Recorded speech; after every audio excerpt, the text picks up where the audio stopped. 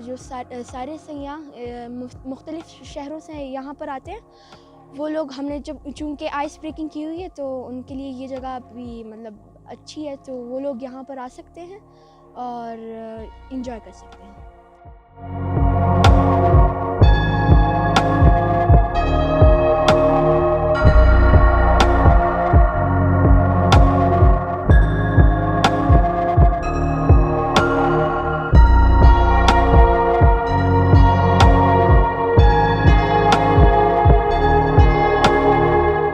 ये जो बर्फ़ आज हमने हाइक की है 3-4 फुट के ऊपर, इसका मज़ा, इसका एडवेंचर अलग था।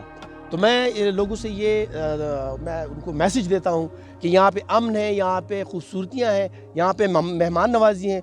आएँ और इस सर्दियों में इस वाइट खूबसूरती से फ़ायदा उठाएँ।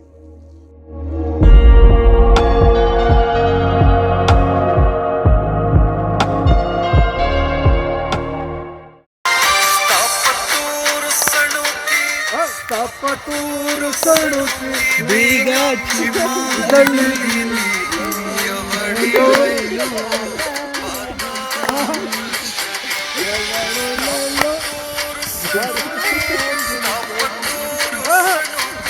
सनमा सनमा सनमा कला बराजे डेरा मुदावता सनमा सनमा कला बराजे डेरा मुदावता लाड समादार मानुनो जनाजा वता लाड समादार मानुनो जनाजा वता सनमा सनमा सनमा कला बराजे डेरा मुदावता